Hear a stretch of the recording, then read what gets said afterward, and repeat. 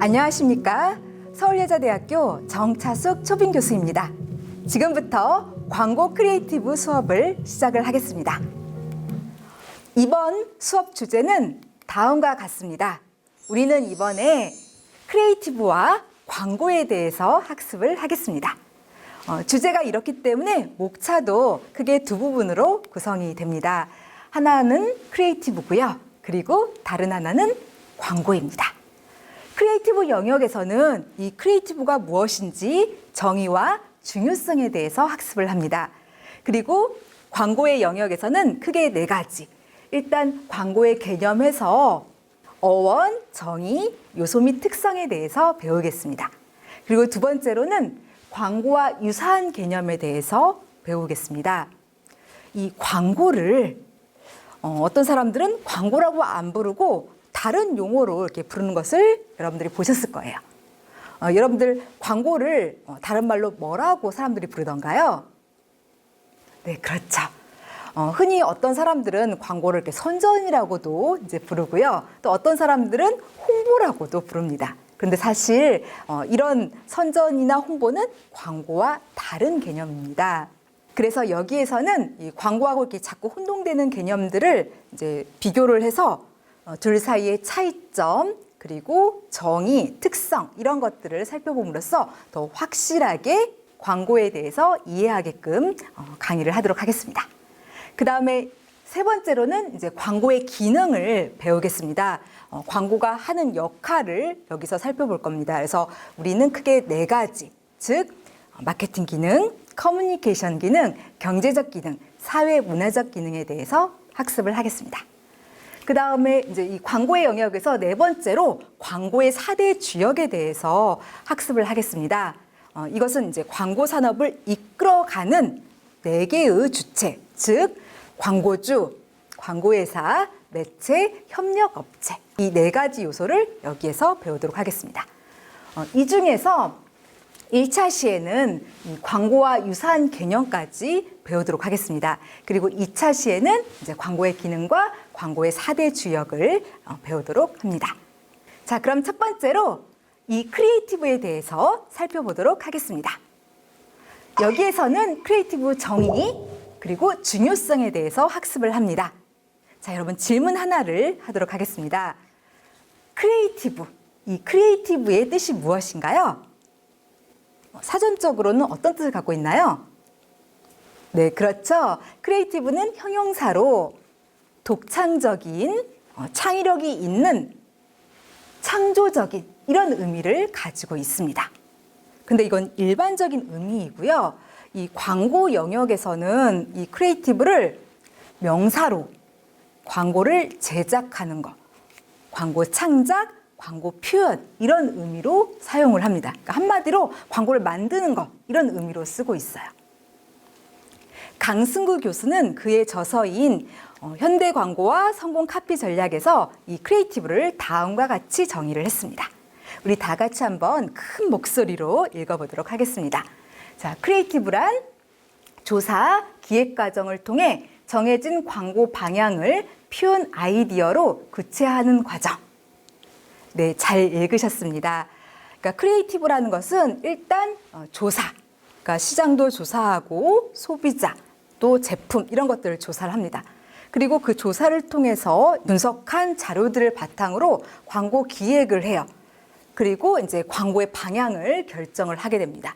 그리고 이제 이 방향에 맞춰서 그 하나의 표현 아이디어로 이렇게 구체화, 이렇게 만들어가는 그 일련의 과정이 바로 크리에이티브다라고 정의를 했는데 이 말은 곧 광고를 만드는 그런 의미인 거죠.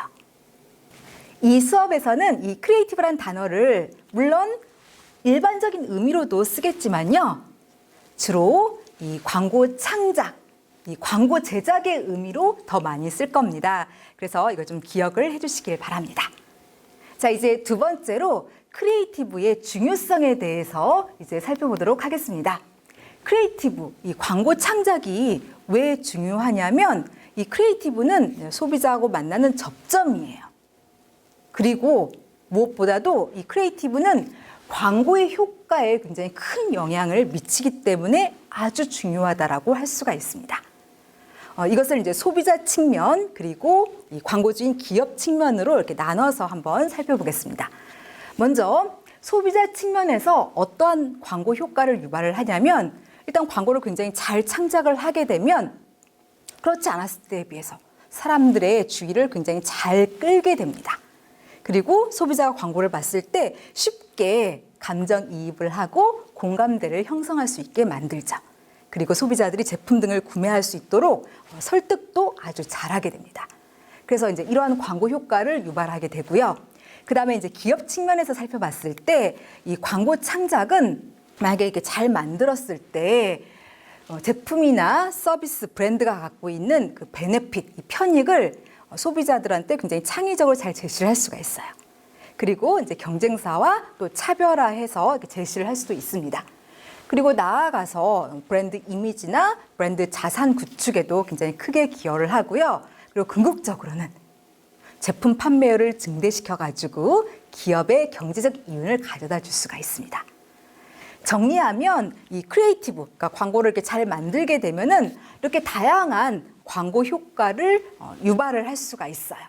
그래서 광고를 이제 잘 창작하는 게 아주 중요하다라고 할 수가 있겠습니다.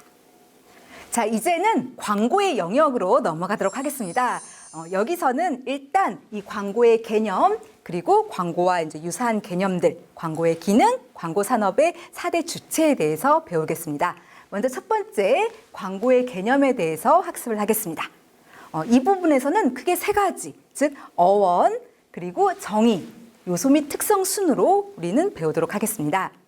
먼저 어원입니다. 자, 여러분 질문을 하겠습니다. 이 광고, 이 단어를 영어로는 뭐라고 부르죠? 네, 여기 나와 있는 대로 애드버타이징, 애드버타이즈먼트라고 부릅니다. 이 단어는 라틴어 아드베르테르에서 파생이 되었습니다. 이 아드베르테르의 뜻은 무엇이냐면 사람들의 주의를 집중시키다, 이목을 끌다, 돌아보게 하다, 이런 의미를 가지고 있습니다. 그런데 한번 잘 생각해 보세요, 여러분. 광고가 이런 특성들을 갖고 있지 않나요? 그쵸? 뭔가 임팩트한 요소, 창의적인 요소 이런 것들을 활용해서 사람들이 주목하게 만들어요. 그리고 이렇게 되돌아보게 만들죠. 따라서 이 광고의 특성이 이 어원에서부터 드러나 있다, 이렇게 말을 할 수가 있겠습니다. 자, 이제 두 번째로 광고의 정의에 대해서 학습을 하겠습니다. 여기서는 사전적인 정의 그리고 학술적인 정의 이렇게 나눠서 이제 배우도록 하겠는데요. 먼저 사전적인 정의입니다. 이 사전적인 정의는 이 광고라는 단어, 이 한자를 보시면 쉽게 파악이 됩니다. 여러분들 여기 한번 봐주시기 바랍니다. 여기 보시면 지금 광고 한자가 나와 있는데요. 이 광자가 무슨 광자죠? 네, 넓을 광자죠. 그리고 고는 무슨 고자죠? 네, 알 고자죠. 그래서 이 한자 의미 그대로 넓을 광, 널리 알고 알리는 일, 이것이 바로 광고입니다.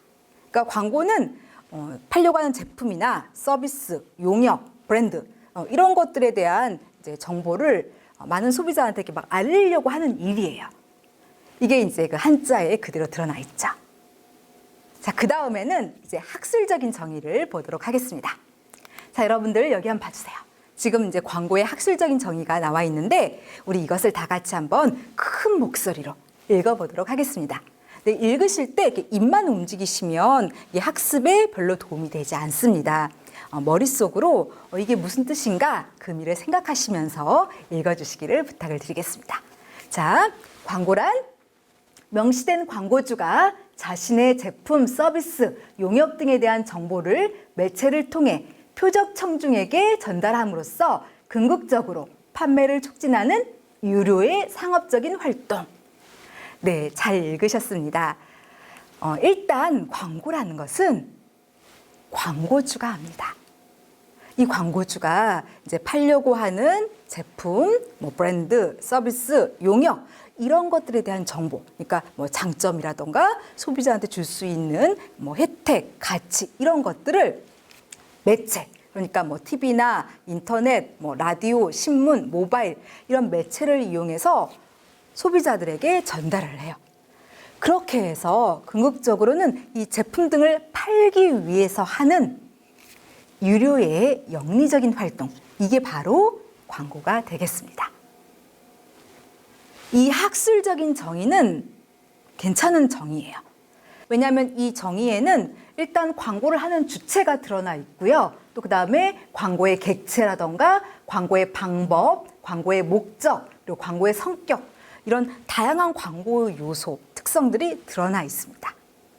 그래서 이제는 세 번째로 이 학술적인 정의를 바탕으로 광고의 요소와 특성에 대해서 학습을 하겠습니다. 먼저 첫 번째로 광고의 주체부터 배우겠습니다. 여러분들 금방 읽으신 그 정의에서 광고는 누가 한다고 나와 있었죠? 네, 바로 명시된 광고주가 한다라고 이제 나와 있었죠.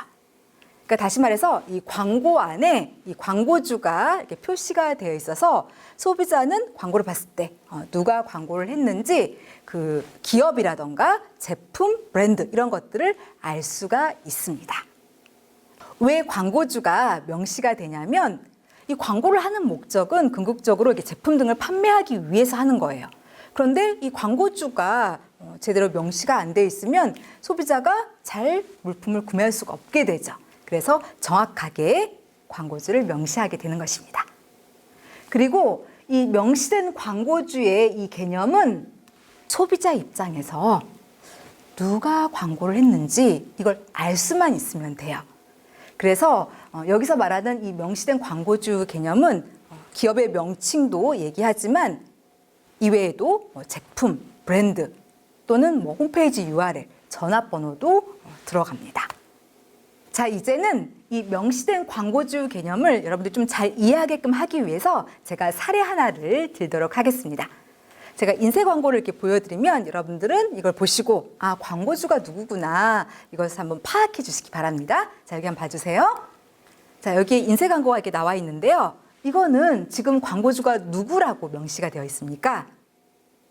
한번 찾아봐 주세요. 지금 광고주가 누구죠? 네, 그렇죠. 여기 나와 있는 것처럼 지금 오버라인 첫머리에 지금 삼성화재가 광고하고 있다고 분명하게 명시가 되어 있어요.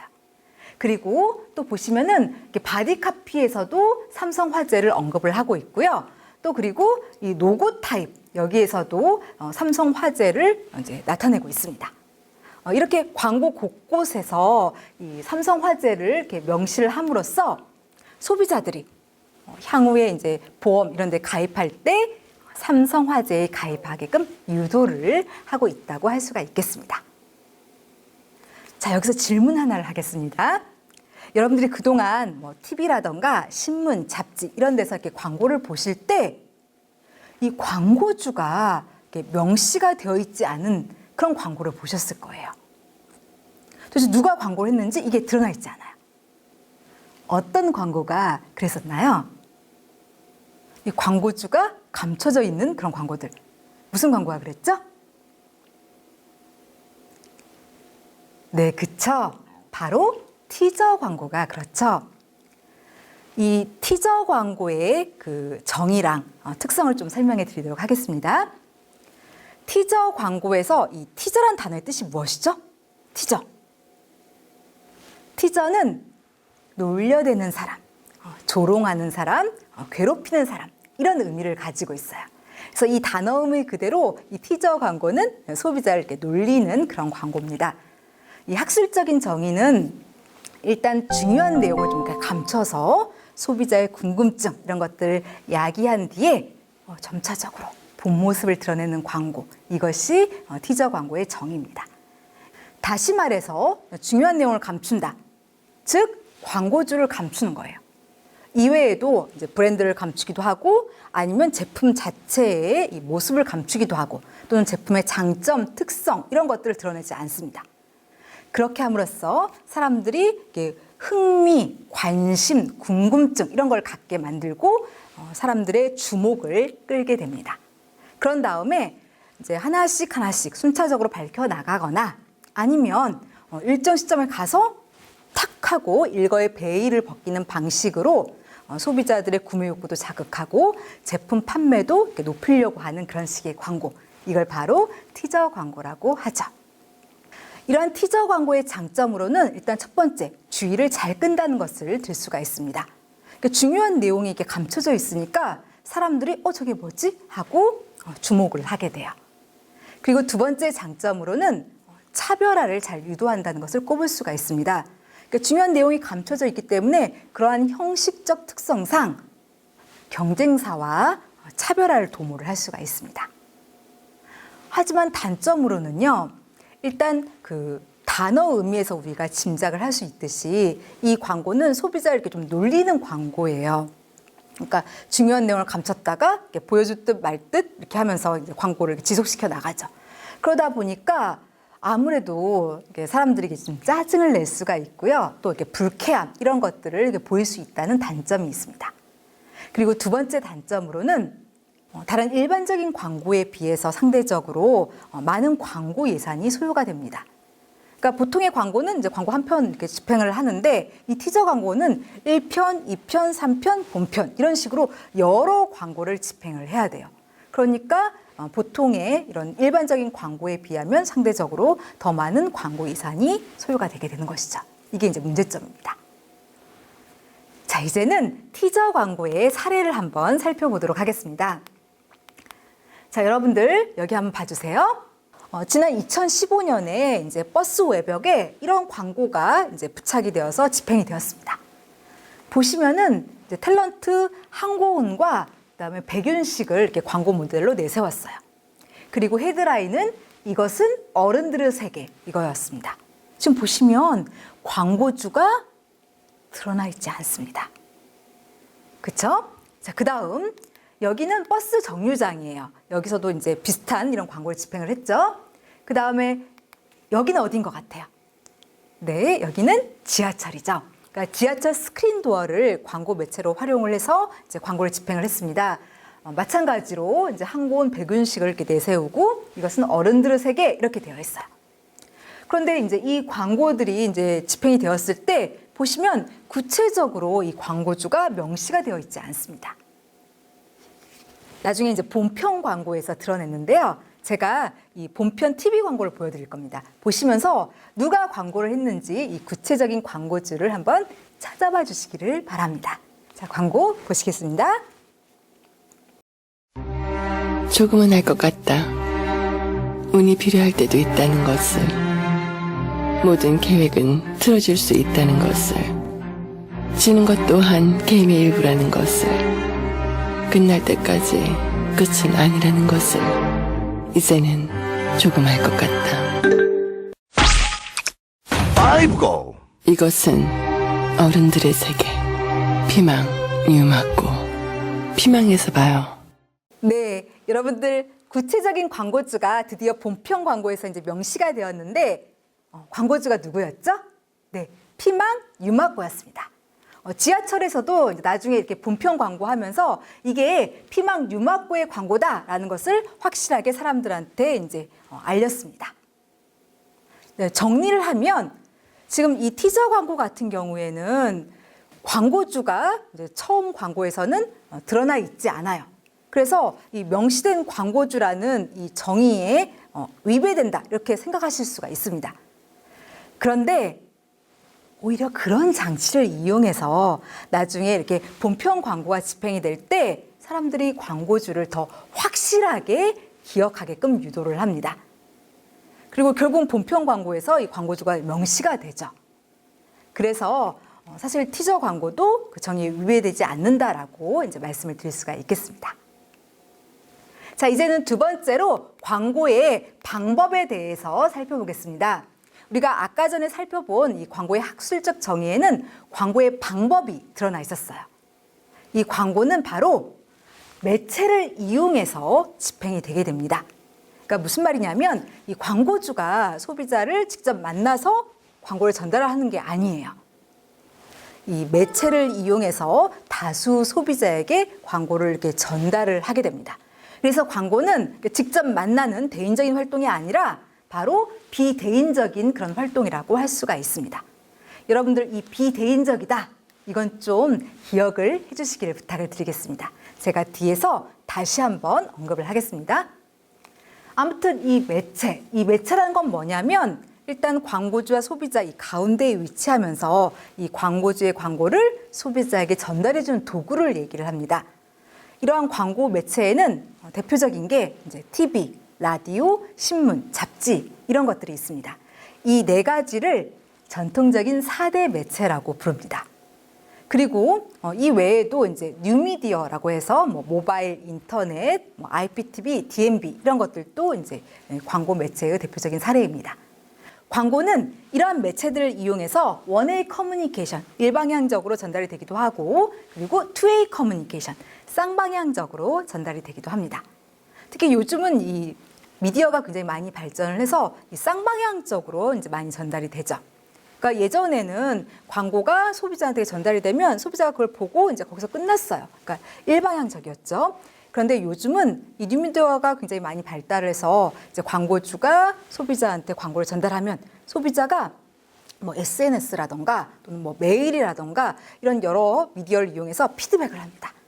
그러면 이제 광고주는 이 소비자의 반응을 보고 뭐 광고를 일부 수정을 한다거나 아니면 새로운 광고로 이렇게 교체를 한다거나 아니면 아예 광고를 집행 중단하기도 하죠.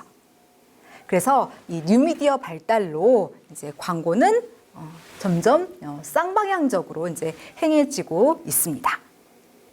보통 우리가 이렇게 매체하면요, TV나 라디오, 신문, 잡지 이런 것들을 떠올리기 쉽습니다. 그런데 이런 것만 광고 매체에 들어가는 건 아닙니다. 굉장히 다양한 것들이 광고 매체에 들어가는데요. 그 사례로 저는 다음 광고를 들도록 하겠습니다. 여러분들 여기 한번 봐주세요. 여러분들 여기가 어디인 것 같아요?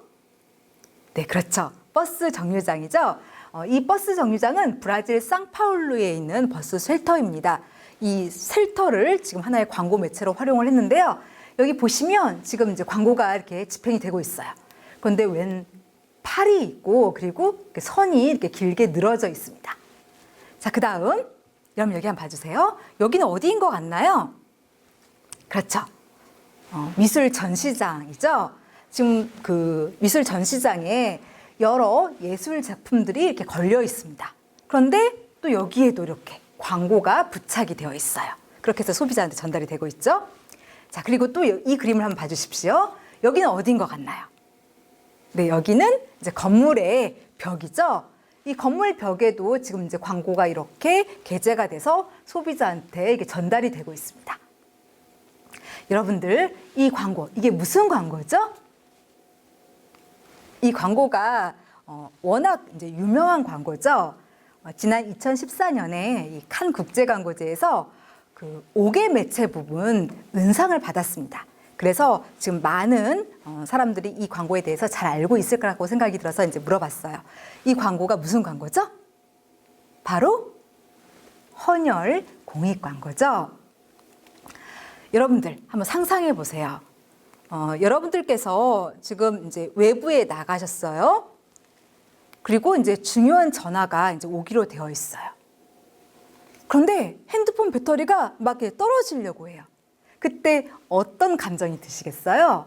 굉장히 초조하고 다급한 그런 감정이 들겠죠. 그리고 핸드폰 충전하려면 어떻게 해야 되나 이런 생각들이 드실 겁니다. 이 광고를 잘 보시면 여기에 지금 이제 사람 팔이 있고요. 지금 이게 선이 늘어져 있는데 이 선이 사실은 핸드폰 충전기입니다.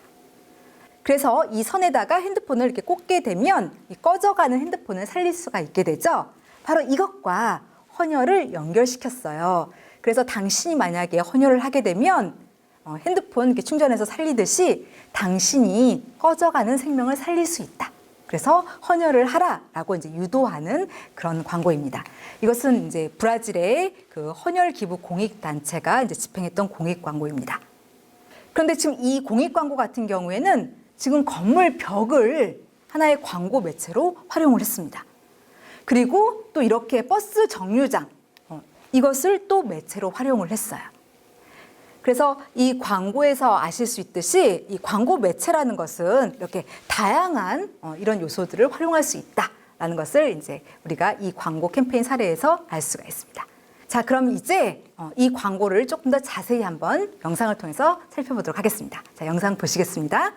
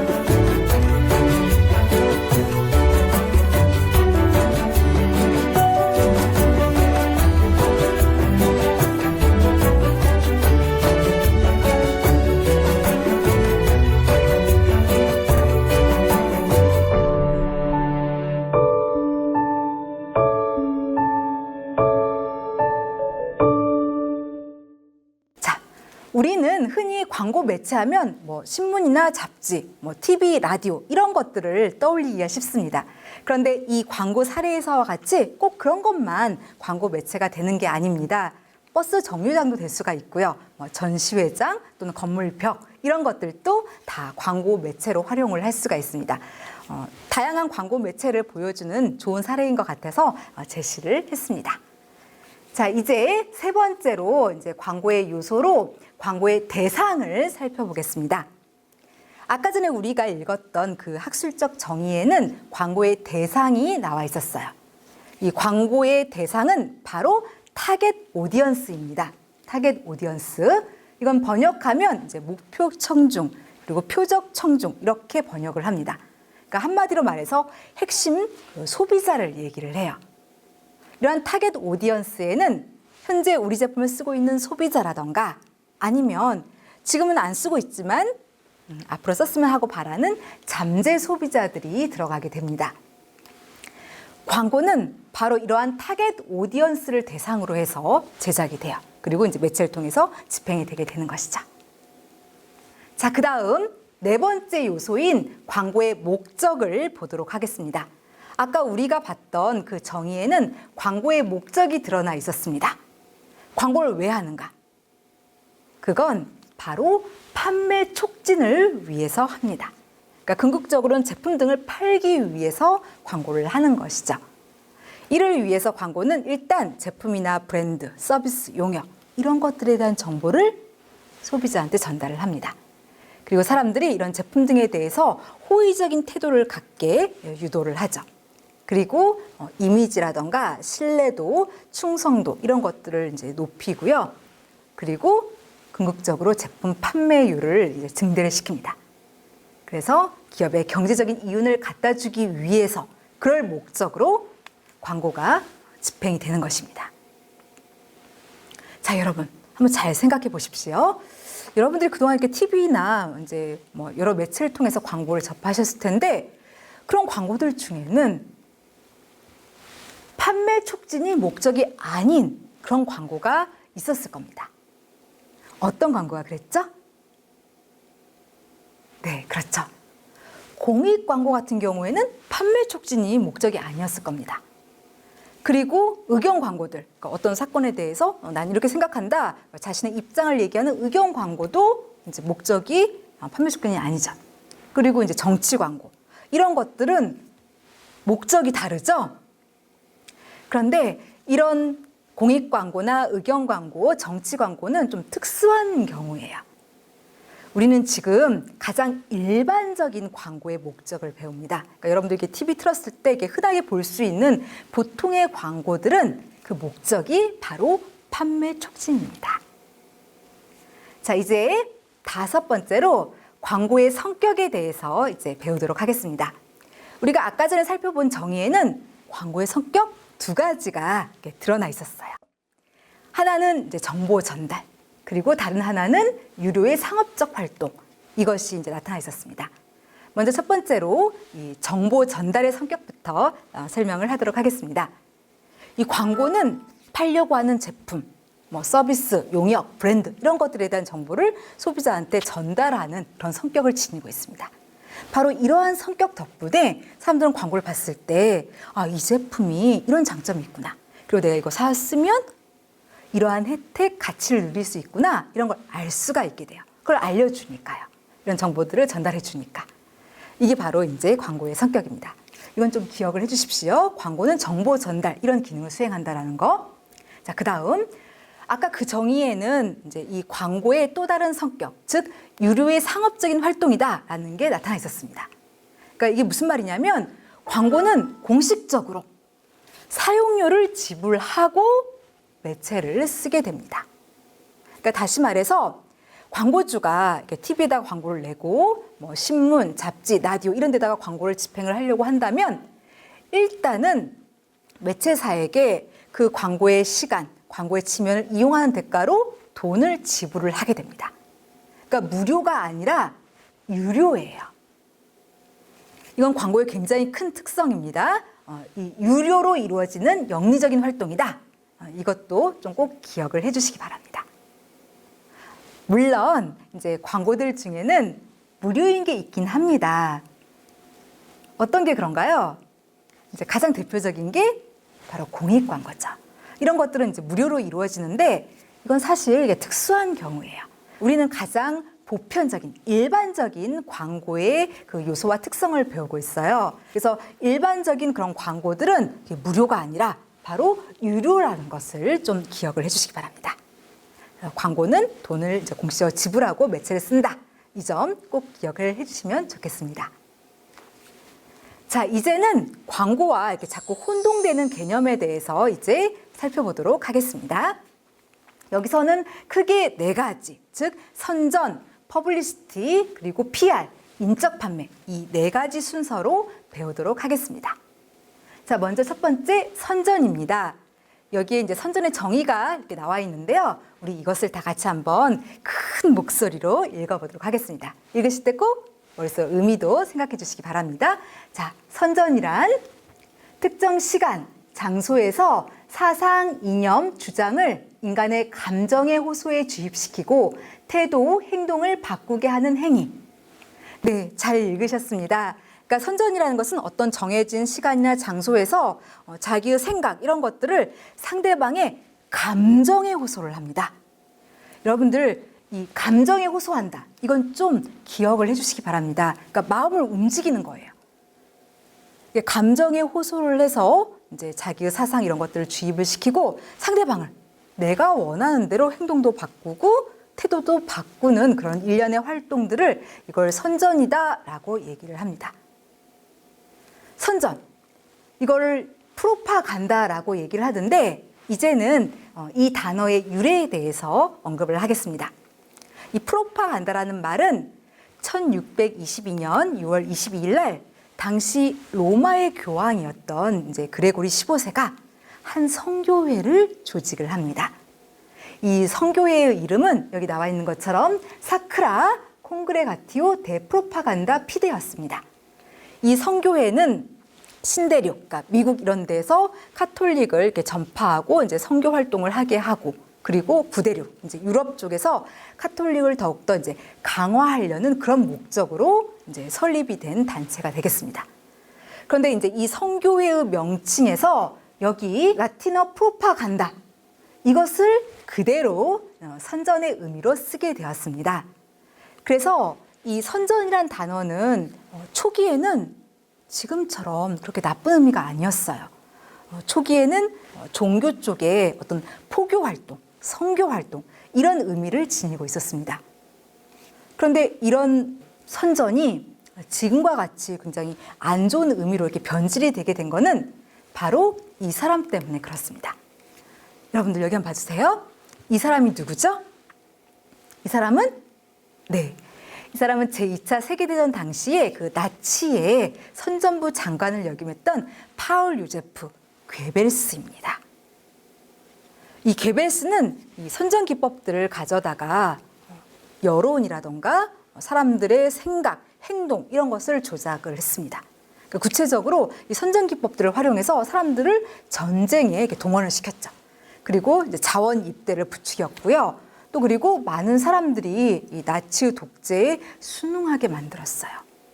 그리고 이 나치가 장기간 집권할 수 있는 기금 이런 것들도 조성하는데 선전 기법들을 이제 쓰게 되었습니다.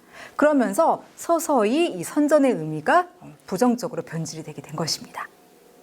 그리고 또 그 이후에도 많은 공산주의 국가들이 이 선전 기법들을 이제 적극적으로 이제 활용을 하기 시작을 했어요. 그러면서 이 선전은 초기에 이제 종교적인 의미에서 이제 벗어나서 정치적인 그런 의미를 갖게 되었고요. 이외에도 이념적인 의미, 투쟁적인 의미 이런 것들을 갖게 되었습니다. 여러분들 여기서 이 정치적이다 이것 좀 기억을 해주시기 바랍니다. 그리고 또 정의에서 이 선전은 인간의 감정을 이렇게 움직인다라는 거 이것도 꼭 기억을 해주시기 바랍니다. 자, 이제는 여기서 괴벨스와 관련된 영상 하나를 보도록 하겠습니다. 여러분들 이 영상을 보실 때 크게 세 가지에 주목해서 봐주시길 바랍니다. 우선 첫 번째는 이 괴벨스는 선전 기법들을 쓸 때 여러 가지 매체를 이용했다고 이제 나옵니다. 어떤 매체를 썼는지 한번 유심히 봐주시길 바랍니다. 그리고 두 번째로는 이 선전은 사실을 얘기하기도 하지만요, 거짓을 활용을 합니다. 그건 굉장히 선전의 큰 특성인데 이 부분을 얘기하는 대목이 나올 거예요.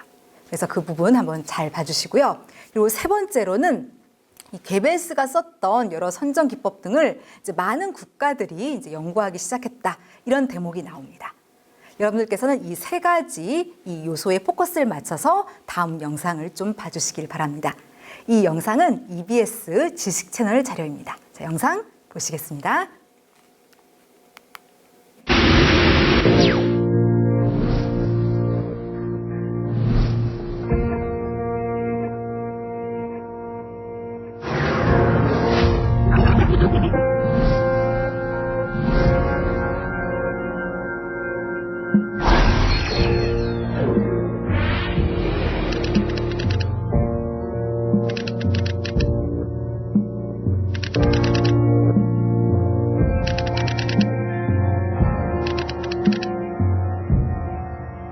I'm beginning to hear voices.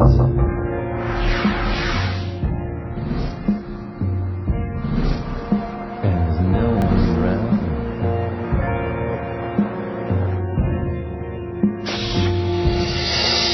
Well, I'm all used up.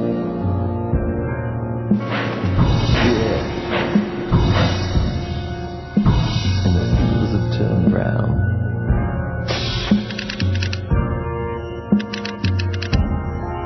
I went to church on Sunday, and she passed by.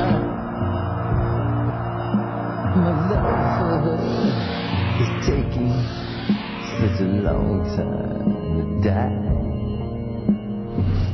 I'm waist deep in the middle.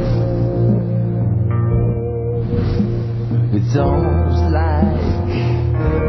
like I don't exist. I'm 20 miles out of town in cold islands bound.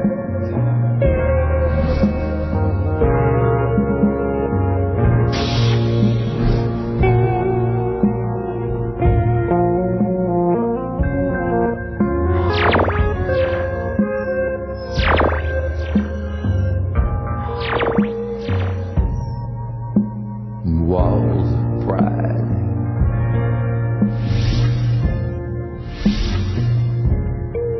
They are high and wide.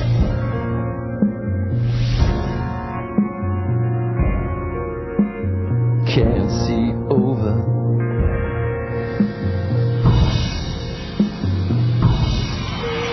To the other side.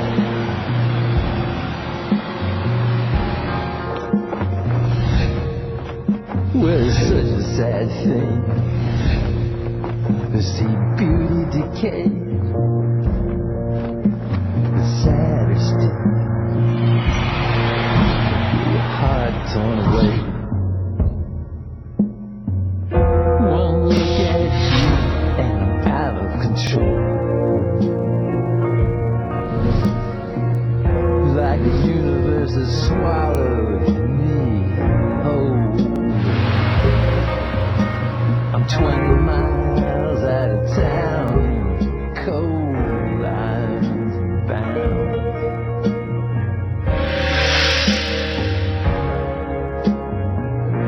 Cold islands bound.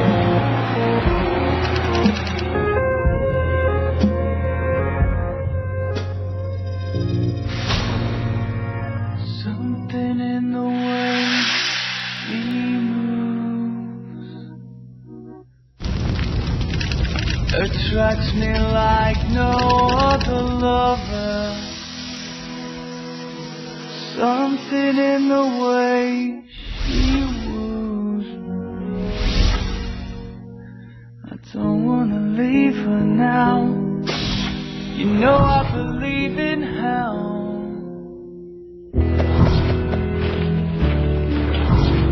Somewhere in her smile, she knows that I don't need no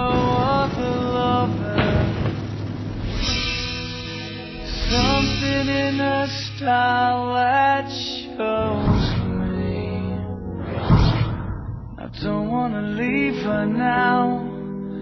You know I believe in how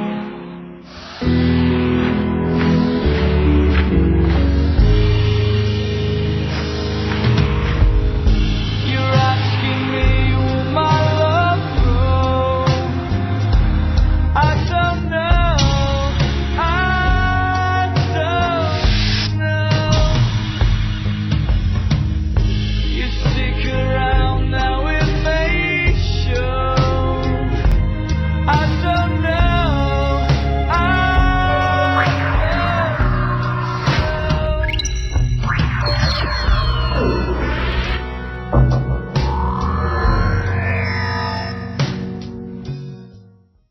지금 보신 이 EBS 지식 채널 자료에서는 괴벨스가 어떤 매체를 썼다고 나와요. 어떤 매체를 활용했다고 이제 나왔었죠? 네, 그쵸. 라디오, TV 이런 매체들을 썼다고 이제 나왔습니다. 그래서 선전은 이렇게 적절하게 매체를 이제 활용을 하게 되면 더욱더 선전의 효과를 증폭시킬 수가 있습니다. 그리고 두 번째로 이 선전의 특성이 또 나왔죠. 선전은 거짓말을 활용을 한다라는 겁니다. 자, 그리고 세 번째로 이제 여러 국가들이 이제 선전 기법에 대해서 연구를 했는데 가장 대표적인 나라가 바로 미국. 그 중에서도 그 선전 분석 연구소가 아주 활발하게 이 선전의 기법을 분석을 했습니다. 이 선전 분석 연구소는 이 독일의 나치가 이렇게 집권을 하면서 사용했던 다양한 선전 기법들, 그리고 선전의 효과 이런 것들을 분석을 했습니다. 그리고 찰스 코플린이라는 이 천주교 신부가 라디오, 잡지 이런 매체들을 활용을 해서 이 선전 기법들을 이용해서 파시스트를 전파를 했습니다. 이 사례도 분석하고 또 여러 사례들을 분석해서 1939년에 선전의 기술이라는 책을 출간을 합니다. 여기에서 바로 이 선전의 기법 7가지를 소개를 합니다. 첫 번째, 매도하기 기법부터 살펴보겠습니다. 이 매도하기 기법이란 건 뭐냐면 어떤 대상, 그러니까 광고 쪽에서 본다면 보통 이제 제품이나 브랜드가 되죠. 그리고 이제 정치 쪽에서 본다면 어떤 인물이나 아니면 어떤 계획 이런 것들이 여기 들어가고요. 또 일상생활에서 본다면 어떤 사상이나 관념 이런 것들이 들어갑니다. 아무튼 이렇게 특정 대상에게 나쁜 이름을 붙이는 기법, 이것을 네임 콜링, 매도하기 기법이라고 부릅니다. 그러니까 나쁜 이름을 붙여가지고 사람들이 사실 여부 이런 거에 전혀 상관없이 그 나쁜 이름이 붙은 대상에 대해서 이렇게 부정적으로 여기고 거부하게 만드는 그런 방식입니다. 사실 이 네임 콜링 기법은 이 정치권에서 굉장히 활발하게 이용이 됩니다. 정치적으로 이 반대파에 놓인 사람에게 나쁜 이름을 붙입니다. 예를 들어서 뭐 공산주의자다, 뭐 좌파, 빨갱이 이런 말을 붙여요. 그렇게 해서 그 상대방을 이렇게 헐뜯고 흠집을 냅니다. 그렇게 함으로써 이 정치적 상황을 이제 유리하게 이끌어 나가려고 이 정치권에서 이 매도하기 기법이 많이 이용이 되는 것이죠. 자, 두 번째로 또 다른 선전 기법을 한번 보도록 하겠습니다. 이 매도하기 기법이 지금 어떤 대상에게 나쁜 이름을 붙이는 겁니다. 그러면 그 반대도 있지 않겠습니까? 바로 이 반대 기법이 이제 이 미사여구 기법입니다. 이것은 이제 특정 대상에게 이제 완전히 반대로 이제 좋은 말, 뭔가 이게 긍정적이고 그다음에 호감이 가고 이게 화려한 단어나 낱말을 붙이는 기법입니다. 그렇게 함으로써 이 좋은 말이 붙은 대상을 뭐 증거 여부 이런 거와 전혀 상관없이 사람들이 호의적으로 생각하고 그걸 이렇게 쉽게 받아들이게 만드는 것이죠. 이 미사여구의 사례로 저는 도시 슬로건을 들겠습니다.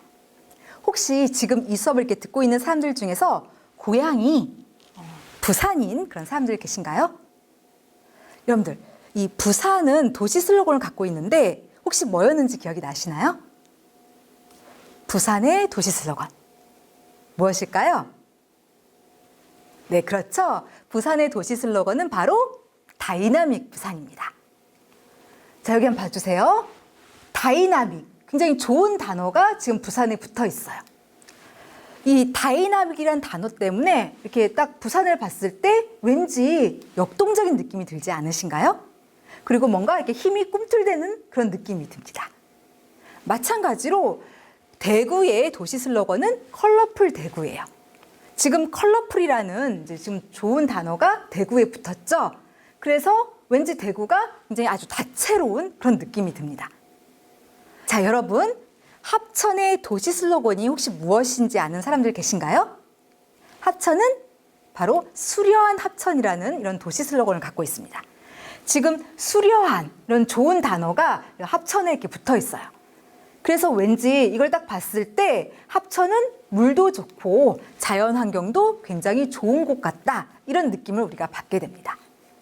지금 이 사례에서와 같이 다이나믹, 컬러풀, 수려한 이런 좋은 낱말, 긍정적인 단어를 붙이는 이런 기법을 바로 미사여구 기법, 이렇게 부르는 것입니다. 자, 다음은 세 번째로 전이 기법을 살펴보도록 하겠습니다. 이 전이 기법이란 건 무엇이냐면 우리 사회에는 이렇게 존경받는 인물들이 있어요. 그리고 이렇게 좋고 긍정적인 이미지를 가지고 있는 그런 사람들이 있습니다. 이들을 특정 대상과 결부시킵니다. 그렇게 함으로써 이 긍정적이고 존경받는 사람의 그런 이미지라던가 권위, 명성, 인기 이런 것들을 끌어들이는 그런 기법, 이것을 전이 기법, 이렇게 얘기를 합니다.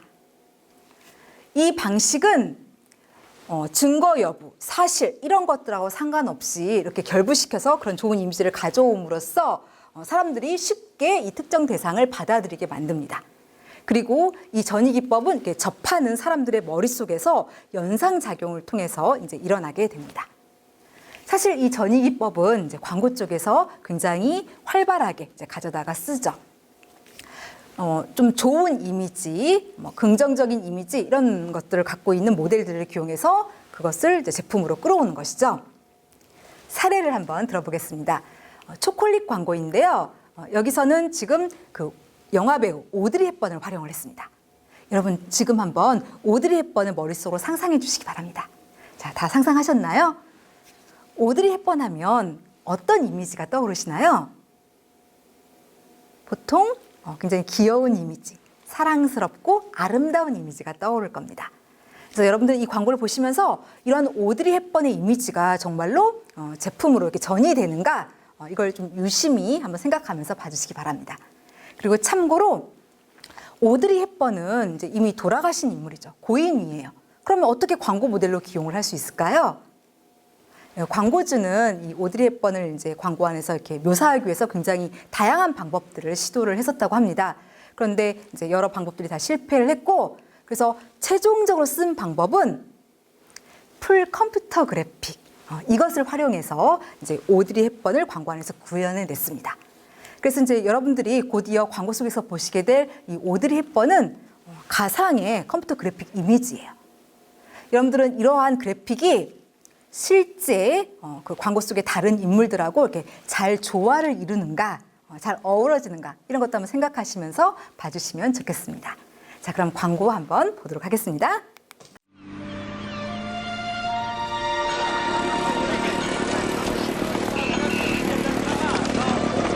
colpa mia, è colpa di Gino.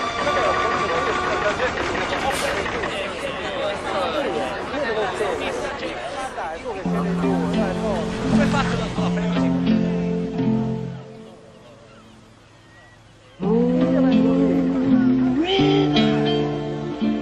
Wider than a mile, I'm crossing you in style someday. Oh, dream maker, you heartbreaker,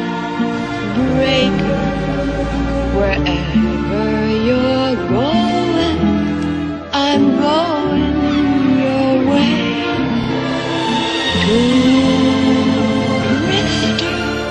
네, 요즘은 컴퓨터 그래픽 기술이 굉장히 많이 발전했죠. 지금 우리가 광고 속에서 보는 오드리 헵번은 이제 가상의 컴퓨터 그래픽으로 이제 구현된 그런 인물입니다. 가상의 그런 이미지였는데 이것이 실제 인물들하고 이제 어색함 없이 잘 조화를 이루고 있죠. 그래서 굉장히 기술이 많이 발전했구나라는 것을 이제 알 수가 있는 그런 광고였는데, 아무튼 이 광고를 보시면 지금 오드리 헵번이 갖고 있는 그런 사랑스럽고 귀여운 이미지를 제품으로 이렇게 전이시키려고 이제 유도를 하고 있어요. 그래서 사람들이 이 광고 보고 나서 제품 자체에 대해서도 이렇게 좋은 이미지를 갖게 유도를 합니다.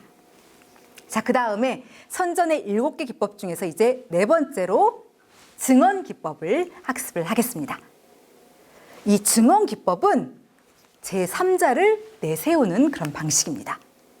어떤 대리인을 내세우냐면 일단 신뢰할 만한 그런 전문가를 내세우기도 하고요. 아니면 잘 알려진 유명인을 내세우기도 하고 아니면 보통의 일반인을 내세우기도 합니다. 그래서 이제 이런 대리인으로 하여금 특정 대상에 대해서 이제 광고 같은 경우에는 보통 이제 제품이나 브랜드가 되겠죠. 아무튼 이렇게 특정 대상에 대해서 좋다고 말하게 하거나 또는 나쁘다 이렇게 말하게 하는 방법입니다. 광고 쪽에서는 이러한 선전 기법들을 가져다가 적극 활용을 하죠. 광고에서는 보통 이제 그 물건을 써본 사람이 이제 광고에 등장해서 자신의 이 제품 사용 경험을 바탕으로 이거 내가 써봤는데 굉장히 좋더라 이렇게 이제 많이 말을 합니다. 그리고 이제 정치 쪽에서도 이 방식을 많이 써요. 정치 쪽에서는 내가 저 후보랑 일해봤는데 저 사람 굉장히 나쁘더라. 그런데 우리 후보는 아주 좋다. 이런 식으로 이제 얘기를 하죠.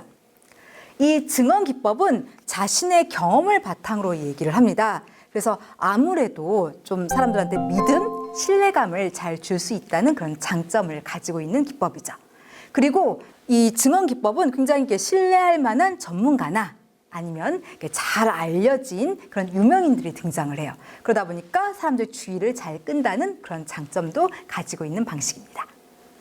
자, 증언 기법의 사례로서 저는 영화 러빙 빈센트 광고를 들도록 하겠습니다.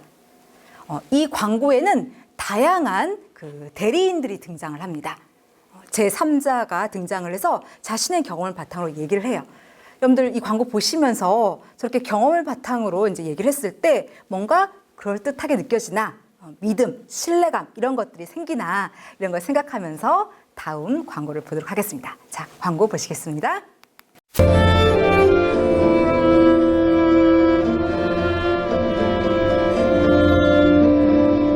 영화 역사상 이런 영화가 다시 나올 것 같은 생각이 들지 않아요. 고흐를 둘러싸고 있던 여러 가지 정황들이 고흐의 유화 작품들, 풍경화를 그리고 초상화를 통해 가지고 생생하게 마치 오랜 100여 년의 동결 끝에서 녹아서 살아나는 듯이 다시 눈앞에 펼쳐지는 그런 광경을 맛보실 수 있을 겁니다.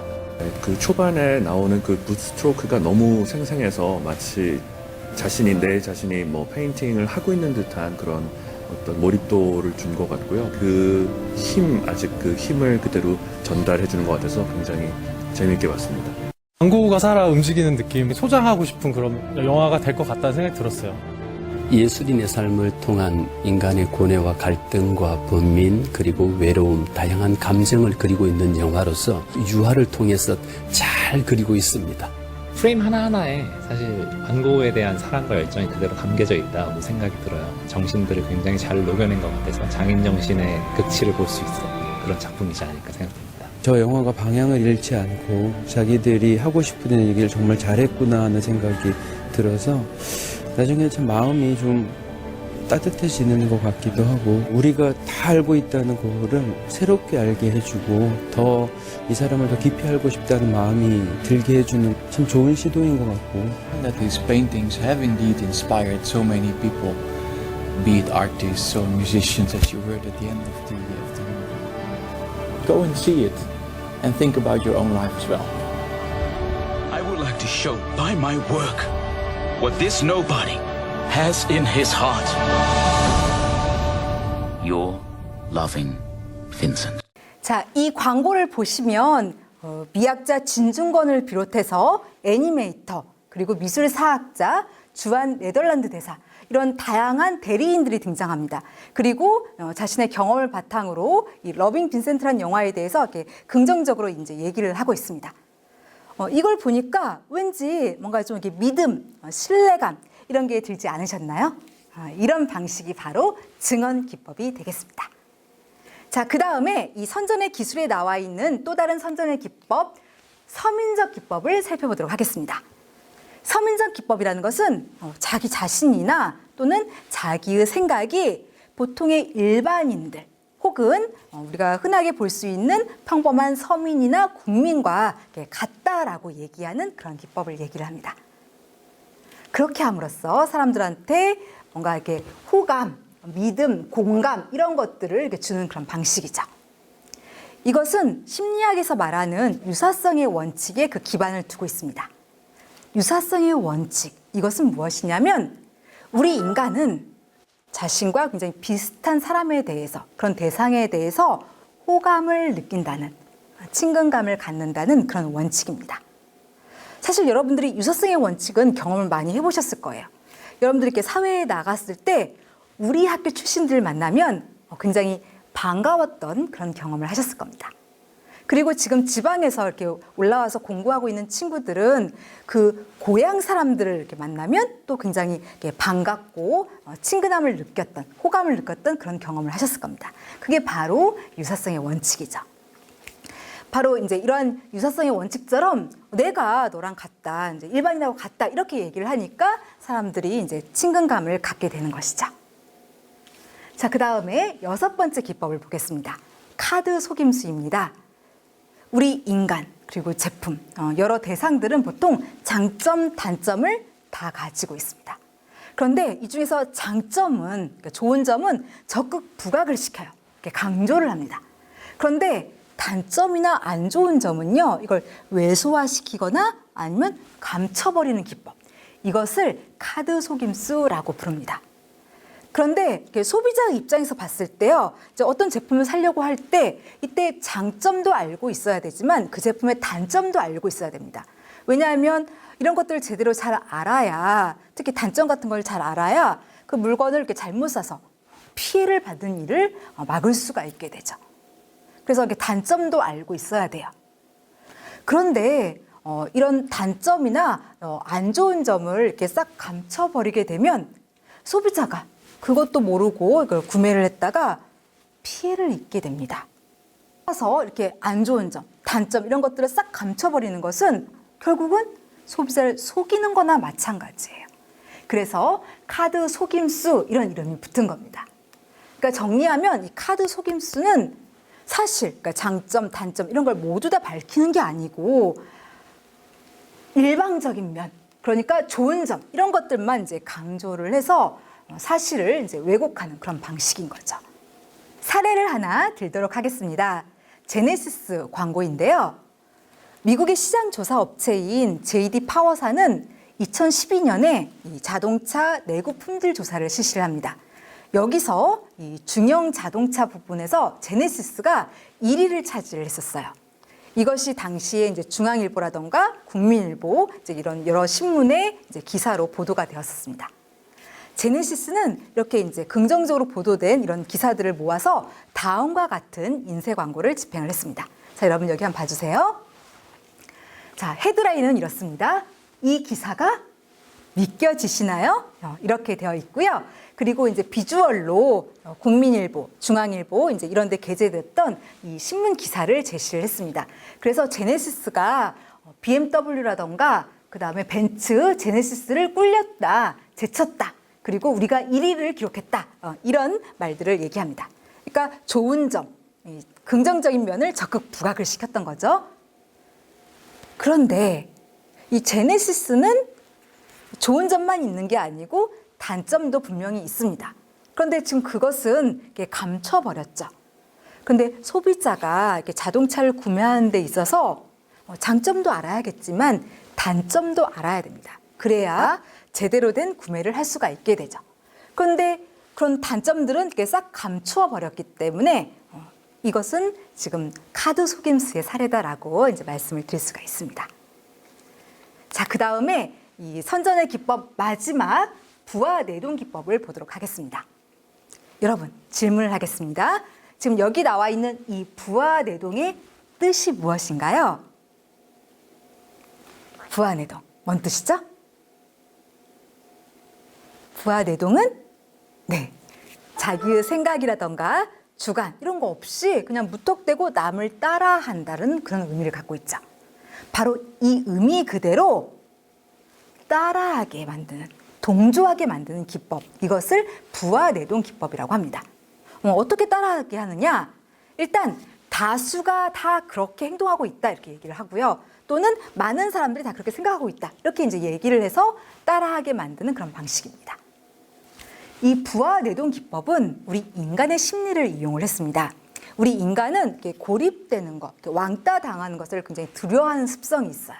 그래서 이 고립을 피하기 위해서 웬만하면 다수가 하는 대로 이렇게 따라하려고 하는 그런 습성을 가지고 있는데 바로 그것을 이용을 해서 따라하게 유도를 하는 것이죠. 다수가 다 이렇게 행동하니까 우리를 따라하라 이렇게 이제 얘기를 하는 방식입니다. 이 부하내동 기법은 이 정치 쪽에서 특히 이제 선거 활동할 때 많이 볼 수가 있습니다. 이 선거 후반부쯤에 이르면 이제 이런 식으로 이제 얘기를 하죠. 대세 확정, 승리를 거둘 우리 후보에게 투표하십시오. 이렇게 얘기를 합니다. 사람들은 자기의 표가 이렇게 사표가 되는 걸 별로 원하지 않아요. 그래서 그런 심리를 이용을 해서 지금 다수의 사람들이 다 이 후보를, 우리 후보를 지지하고 있으니까 우리 후보를 지지해라. 우세한 쪽에 서라. 따라해라. 이렇게 이제 유도를 하는데 바로 이런 게 부하내동의 사례다라고 할 수가 있습니다. 이 선전의 기술이라는 책을 보면은 이 부하내동 이것을 밴드웨건 기법이라고 소개를 하고 있어요. 여러분, 이 밴드웨건의 뜻이 무엇인가요? 밴드웨건, 뭔 뜻이죠? 사전적 의미가 무엇인가요? 네, 밴드웨건은 이렇게 이 퍼레이드 행렬의 맨 그 선두에 서는 악대차, 이 악대 차량을 밴드웨건이라고 합니다. 그래서 이 밴드웨건이 지나가면 사람들이 이렇게 막 우르르 따라가게 되죠. 바로 이렇게 따라하는 모습에 착안해서 다수가 이렇게 행동하는 대로 이렇게 동조하게 만드는 이 기법에 지금 밴드웨건이라는 이런 이름을 붙이게 된 것입니다. 사례 하나를 들도록 하겠습니다. 여러분, 상상을 좀 해주시기 바랍니다. 여러분들이 점심시간에 이제 식사를 하러 식당에 이제 가게 됐습니다. 그런데 어떤 식당은 점심시간인데도 손님이 한 명도 없어요. 근데 어떤 식당은 손님이 많아요. 그러면 여러분들은 이제 어떤 식당에 이제 가게 되겠습니까? 보통은 아무래도 후자 쪽에 가겠죠? 우리 인간의 심리가 좀 그쪽으로 이렇게 기울게 되죠. 바로 이것을 이제 소재로 삼았습니다. 그래서 다수가 이렇게 하니까 너도 따라하라 이런 식으로 지금 유도를 하고 있는데요. 이제 그 부분에 포커스를 맞춰서 광고를 좀 보도록 하겠습니다. 자, 광고 살펴보겠습니다. 잘 모르는 데 가서 밥을 먹을 땐 이렇게 사람들이 바글바글한 데 가서 먹어야 돼. 이런 데가 반찬도 정말 좋고 많이 주고 서비스가 정말 좋거든. 카드도 사람들이 많이 쓰는 거 그게 좋은 거지 뭐. 안 그래요? 천만인의 카드? LG 카드. 이 광고 같은 경우에는 지금 이 카드가 다수가 이용하는 카드다 이렇게 얘기를 해요. 그러니까 많은 사람들이 이용을 하니까 당신도 따라해라 이렇게 유도를 하고 있죠. 그래서 이 카드 광고 같은 경우에는 부하내동의 사례로 들어갑니다. 자, 그 다음에 이 선전과 광고와의 차이점을 이제 살펴보도록 하겠습니다. 크게 4개의 차이점을 가지고 있습니다. 우선 첫 번째는요. 이 선전은 때때로 주체가 은폐가 되어 있어요. 주로 흑색 선전을 할 때 이 주체가 많이 감춰집니다. 왜냐하면 이 흑색 선전은 자칫 잘못하면 이 부메랑 효과가 일어나요. 그러니까 안 좋은 얘기, 뭐 이렇게 부정적인 얘기를 이렇게 하기 때문에 사람들이 오히려 그런 얘기를 하는 사람을 싫어할 수가 있어요. 그래서 역효과가 날 수가 있기 때문에 이 말하는 주체를 감춰버립니다. 흑색 선전 같은 경우에는. 그래서 선전은 때때로 이 주체가 은폐가 되는 특성을 보입니다. 하지만 광고는 어떤가요? 여러분들 아까 전에 이 광고의 정의를 배웠었는데 어떻게 시작을 했죠? 네, 광고는 명시된 광고주가 한다 이렇게 시작을 했어요. 그래서 광고는 그 정의에서도 알 수 있듯이 이 주체가 명확하게 드러납니다. 그래서 이 주체가 드러나느냐 아니냐 이런 데서 이제 차이를 보이죠. 그리고 두 번째로는 이 선전은 사실 또는 거짓된 정보를 전달한다는 겁니다. 허위의 정보, 이 오도하는 정보들을 유포시켜가지고 이 사실을 조작을 해요. 이건 아까 전에 괴벨스 영상에서도 이렇게 나타났었죠. 거짓말을 이용한다는 거. 그래서 이게 이제 선전의 굉장히 큰 특성입니다. 근데 반면 광고는 사실을 이야기해야 돼요. 특히 TV 광고, 라디오 광고 이런 광고들은 매체에다가 광고를 하려면 사전에 심의를 받아야 됩니다. 그런데 만약에 거짓을 얘기한다 그러면 이 심의를 통과할 수가 없게 됩니다. 그래서 집행을 못하게 되죠.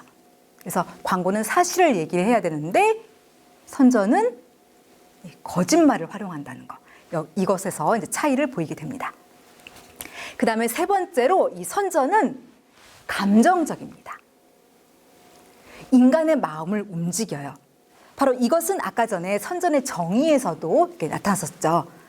그래서 선전은 이게 감정을 활용을 적극하는데 이 광고는 감정도 이용하지만 이성도 활용하고요. 합리성 이런 것들도 활용을 합니다. 그래서 차이를 보이죠. 그 다음에 네 번째 차이점은 이 선전은 그 성격이 굉장히 정치적이에요. 이것 역시 아까 전에 정의 이런 것들 얘기할 때 설명을 했었습니다. 선전은 초기에는 이제 종교적 색채가 짙었지만 이것이 이제 시간이 흐르면서 정치적인 그런 의미로 이렇게 변화됐다라고 얘기를 했었습니다. 근데 반면 광고는 어떤가요? 여러분들 아까 전에 학술적 정의에서 어떻게 끝났었죠? 광고는 유료의 상업적 활동이다 이렇게 얘기를 했었습니다. 그러니까 광고는 제품 같은 것들을 이렇게 팔기 위해서 하는 상업적인 활동이에요. 그래서 또 선전과 차이를 보입니다. 광고와 이 선전과의 차이를 이렇게 한마디로 표현을 하라고 한다면 이 광고 같은 경우에는 이제 제품 판매 촉진, 그러니까 물건을 팔기 위해서 하는 거예요. 그래서 날 사달라, 바이 미라고 이제 표현을 할 수가 있습니다. 그런데 선전은 주로 이 정치 쪽에서 이렇게 활용이 되면서 날 따르라라고 이야기를 하는 그런 경향이 있어요. 그래서 선전은 팔로우 미라고 표현을 할 수가 있습니다. 다르죠. 자, 그다음 두 번째로 또 광고와 이렇게 자꾸 혼동되는 개념 중에서 퍼블리시티를 한번 살펴보도록 하겠습니다. 이 퍼블리시티는 사실 이 이후에 배울 이 PR의 하위 개념입니다. 다시 말해서 홍보 활동의 한 도구인데 이 퍼블리시티도 사람들이 이제 광고와 이렇게 자꾸 혼동을 합니다. 그래서 이렇게 따로 빼서 설명을 하겠습니다. 퍼블리시티 이건 번역하면 기사 홍보 또는 언론 홍보라고 번역을 합니다. 자, 여기 한번 보세요. 지금 이 퍼블리시티의 정의가 지금 여기 이렇게 파란색으로 이렇게 강조가 되어 있는데 이걸 우리가 다 같이 한번 큰 목소리로 읽어보겠습니다. 자, 퍼블리시티란 언론에 보도되게 하는 활동. 네. 그러니까 퍼블리시티는 무엇이냐면 이제 팔려고 하는 제품이나 뭐 용역, 브랜드, 서비스 이런 것들을 또는 이제 알리려고 하는 기업 이런 것들을 뉴스화, 즉 보도 자료로 만듭니다. 그런 다음에 이것을 이제 여러 언론들, 그러니까 신문사라던가 방송국, 잡지사에 그 보도 자료를 보내요. 그렇게 해서 기사화시키는 그런 일련의 활동들을 퍼블리시티 이렇게 얘기를 합니다. 그러니까 TV 같은 경우에는 이제 뉴스로 나가게 하는 거, 그러니까 신문 잡지 같은 경우에는 이제 기사로 나가게 만드는 거, 이것이 바로 이제 퍼블리시티인 거죠. 이 퍼블리시티와 광고와의 차이점을 이제 두 번째로 배우도록 하겠습니다. 크게 세 가지, 즉 신뢰성, 비용, 그리고 통제성 차원에서 차이점을 우리가 살펴볼 수가 있습니다. 먼저 첫 번째 신뢰성부터 보도록 하겠습니다. 이 퍼블리시티는 신뢰성이 높은 그런 특성을 보입니다. 왜냐하면 이 퍼블리시티는 이제 소비자한테 어떻게 다가가게 되냐면 TV 같은 경우에는 아나운서라던가 이 기자의 입을 통해서 뉴스 형태로 전달이 되게 됩니다.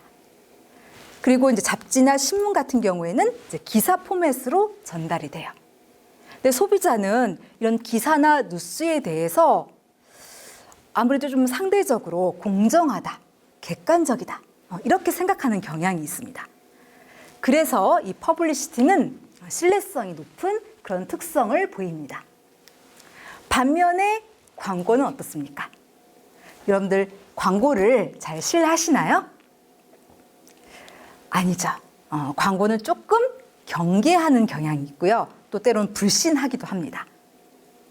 왜냐하면 광고라는 것은 이제 궁극적으로 판매 촉진, 제품 이런 것들을 팔기 위해서 하는 활동이에요. 그렇기 때문에 우리가 광고를 보고 있으면 소비 욕구가 자극이 되죠. 그래서 낭비라던가 또는 불필요한 사치 이런 것들이 일어나게 됩니다. 그래서 사람들은 좀 광고를 이렇게 불신을 하죠. 그래서 이 신뢰성 차원에서 광고와 퍼블리시티는 차이를 보입니다. 자, 다음 두 번째 차이점을 보겠습니다. 바로 비용인데요. 이 퍼블리시티는 무료예요. 그러니까 그 매체의 시간과 이렇게 지면을 이용하는 대가로 이 비용을 따로 지불하지 않습니다.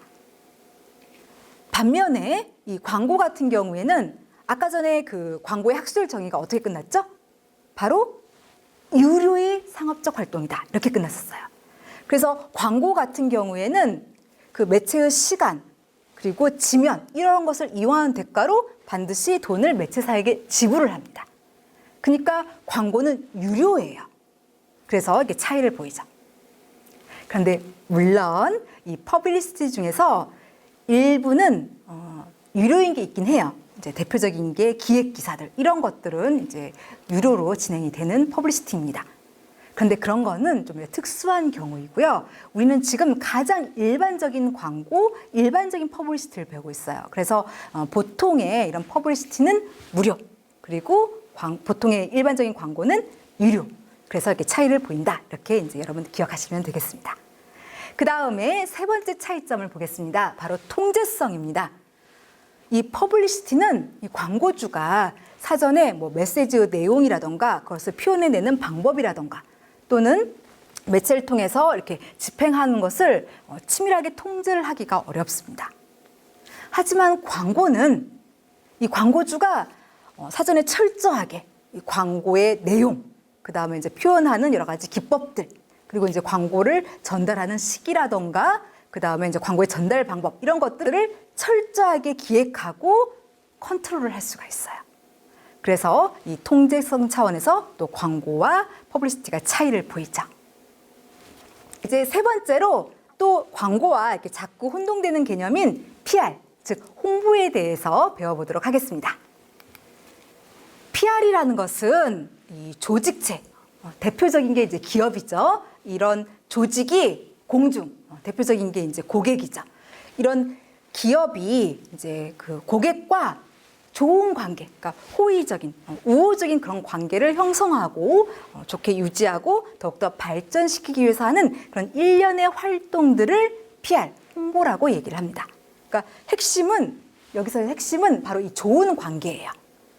그러니까 우호적인 관계를 만들어내려고 하는 게 다 이제 PR 활동에 들어갑니다. 그래서 이러한 PR 활동의 사례로 이벤트 개최라던가 사보 발행 또는 뭐 공장 견학, 뭐 여행을 이제 보내주는 거 또는 뭐 스폰서십 이런 것들을 이제 이 PR 활동의 사례라고 들 수가 있습니다.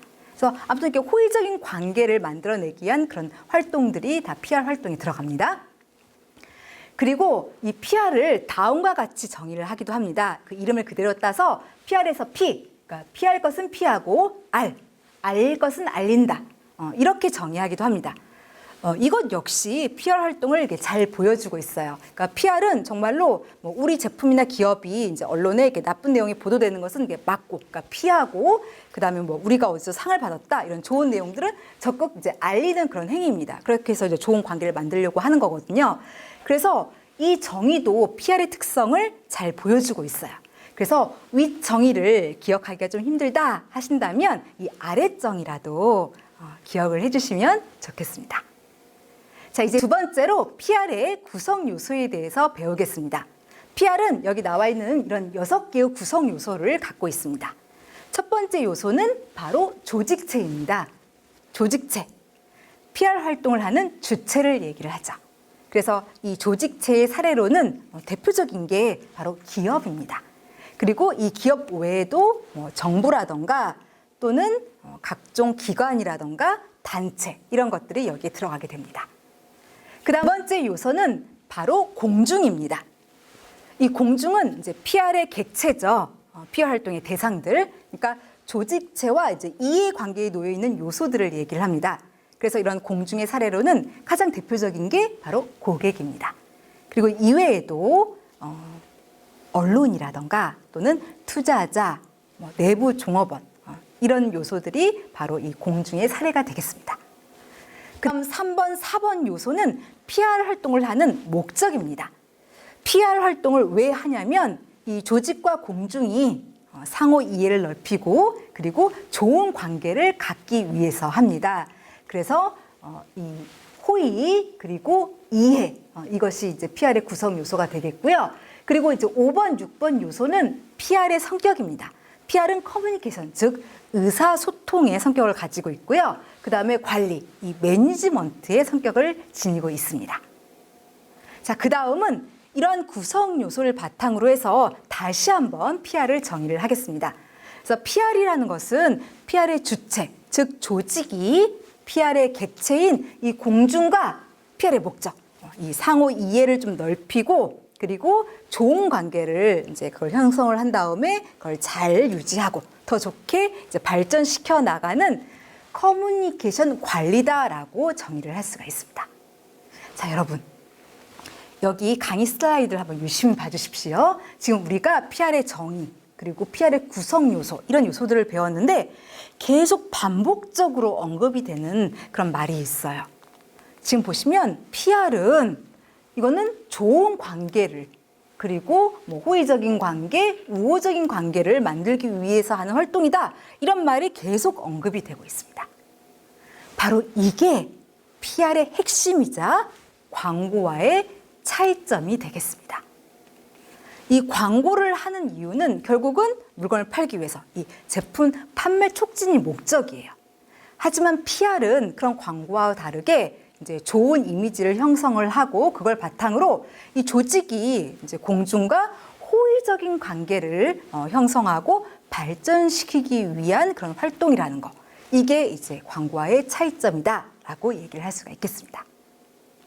그래서 이제 그 한마디로 차이점을 표현을 하라고 한다면 광고는 이제 날 사달라, buy me라고 표현을 할 수 있다면 이 PR 같은 경우에는 좋은 관계를 형성을 해야 되죠. 그래서 love me, 날 좀 사랑해달라 이렇게 표현을 할 수가 있겠습니다. 자, 다음은 네 번째로 또 광고와 이렇게 자꾸 혼동되는 개념인 인적 판매에 대해서 살펴보도록 하겠습니다. 자, 여기 한번 봐주세요. 인적 판매. 이 인적 판매를 퍼스널 셀링이라고 부릅니다. 그래서 여기 앞머리 글자를 따서 흔히 이것을 PS 이렇게 부릅니다. 이 PS는 무엇이냐면 이제 판매원이 소비자하고 직접 대면을 해요. 그리고 이제 대화를 함으로써 이제 어떤 제품이나 서비스, 용역 이런 것들을 이제 소비자가 구매하게끔 이렇게 설득을 하는 판매 촉진 활동. 이것을 PS라고 얘기를 합니다. 자, 다음은 이러한 인적 판매의 특성을 한번 살펴보겠습니다. 이 인적 판매의 가장 큰 특성은 이 판매원과 소비자가 직접 대면 접촉을 한다는 거예요. 그러니까 개인적으로 만나요. 페이스 투 페이스. 이것이 굉장히 큰 특성이라고 할 수가 있습니다. 그리고 두 번째 특성으로는 직접 만나기 때문에 아무래도 이제 육안으로 소비자의 반응을 관찰을 할 수가 있습니다. 그리고 소비자의 니즈, 이 욕구도 파악을 할 수가 있다는 그런 특성을 보이죠. 그러니까 아무래도 만나니까 이게 가능한 일이죠. 그리고 세 번째 특성으로는 이게 직접 만나기 때문에 소비자가 그때그때 보이는 이 반응에 따라서 얼른 메시지의 내용도 바꿀 수 있고요. 또 그다음에 메시지 전달 방식 이런 것들도 바꿀 수가 있다는 그런 특성을 보입니다. 그러니까 무슨 말인지 좀 더 구체적으로 설명을 하겠습니다. 이제 판매원하고 소비자가 만났어요. 그리고 판매원은 소비자한테 물건을 팔려고 이제 여러 가지 이야기를 하는데 소비자가 좀 시큰둥해요. 그러면 얼른 전달 방식을 바꿀 수가 있고 메시지 내용을 바꿀 수가 있어요. 그래서 이렇게 패드를 꺼내서 제품에 대해서 좀 더 구체적으로 설명을 할 수가 있습니다. 그런데 또 소비자가 여전히 별로 이렇게 내켜하지 않아요. 그러면 또 얼른 이 전달 방식을 바꿀 수 있죠. 메시지 전달 방식을. 그래서 이렇게 소비자한테 그 제품을 이렇게 발라줄 수도 있고요. 그러니까 체험할 수 있게 해줄 수 있습니다. 그런데 소비자가 그래도 이렇게 별로 이렇게 내켜하지 않으면 얼른 또 이제 메시지 전달 방식을 바꿔요. 그러면 우리가 10% 할인해 드리겠습니다. 이제 이런 식으로 이제 바꿀 수가 있다는 겁니다. 그러니까 아무래도 직접 만나니까 이제 이런 일들이 가능하죠. 그 다음에 네 번째 특성으로는 이 인적 판매는 투웨이 커뮤니케이션 방식이라는 겁니다. 그러니까 판매원이 얘기를 해요. 그러면은 소비자가 그에 대해서 피드백을 합니다. 그럼 판매원은 그걸 듣고 다시 반응을 보이죠. 그러니까 판매원하고 소비자 사이에 이 인터랙션이 일어나게 됩니다. 이게 이제 PS의 특성이라고 할 수가 있습니다. 자, 그럼 여러분 생각해 보세요. 지금 우리가 이 인적 판매의 정의, 특성 이런 것들을 배웠는데 이걸 봤을 때 광고와 이 인적 판매의 가장 큰 차이점은 무엇일까요? 바로 이 인적 판매는 대인적인 커뮤니케이션 활동이라는 겁니다. 그러니까 직접 만나는 거예요. 그런데 광고는 우리가 아까 전에 정의를 봤을 때 이 방법이 뭐라고 나와 있었죠? 그러니까 광고주가 소비자를 직접 만나는 게 아니라 바로 매체를 통해서 한다라고 얘기를 했어요. 그러니까 직접 안 만나니까 비대인적인 커뮤니케이션 활동이다라고 할 수가 있습니다. 그래서 매체를 쓰고 안 쓰고 해서 비대인적인 활동 그리고 대인적인 활동 이런 식으로 이렇게 차이를 보이게 됩니다. 이 광고와 인적 판매의 차이점을 한마디로 표현을 하라고 한다면 광고는 바입이라고 표현을 할 수가 있어요. 그런데 이 인적 판매는 일단은 이 소비자가 이 판매원을 믿게 만들어야 돼요. 신뢰하게 만들어야 됩니다. 이게 선행이 돼야 그 다음에 이제 제품 구매가 일어나기가 용이합니다. 그래서 일단은 믿게 만들어야 되기 때문에 이 인적 판매 같은 경우에는 believe me, 날 믿어달라 이렇게 표현을 할 수가 있겠습니다. 자, 여기까지 해서 이제 1차 시를 이제 종료하고 잠깐 짤막하게 이 1차 시에 배운 내용을 좀 요약을 하도록 하겠습니다. 우리가 뭐 배웠나 한번 이제 머릿속으로 좀 환기를 해주시기 바랍니다. 자, 일단 우리가 1차 시에 이 크리에이티브를 배웠어요. 그래서 크리에이티브라는 것은 이 광고 쪽에서는 이제 명사로 광고 창작, 광고 제작, 광고 표현 이런 의미로 쓴다라고 얘기를 했습니다. 그리고 이제 이 크리에이티브가 중요한 까닭은 이건 광고 효과에 굉장히 커다란 영향을 미치기 때문에 아주 중요하다라고 얘기를 했죠. 자, 그 다음에 우리는 또 광고에 대해서 배웠었습니다. 여기서 광고의 개념을 배웠는데 광고라는 것은 명시된 광고주가 한다라고 했었죠. 이 명시된 광고주가 자신이 지금 팔려고 하는 제품이나 뭐 브랜드, 용역, 서비스 이런 것들에 대한 정보를 그러니까 뭐 장점, 뭐 혜택, 가치 이런 것들을 TV, 라디오, 신문, 잡지 이런 매체를 통해서 타겟 오디언스한테 전달을 합니다. 그렇게 해서 궁극적으로 이 판매를 촉진하기 위해서 하는 유료의 영리적인 활동 이것을 광고다라고 정의를 했었죠. 그리고 광고와 유사한 개념에서 이렇게 광고와 자꾸 혼동이 되는 개념들, 즉 선전 그리고 퍼블리시티, 홍보, 인적 판매에 대해서 배웠습니다. 이 내용들을 성실하게 들어주셔서 감사드리고요. 여기서 1차 시를 종료하겠습니다. 감사합니다.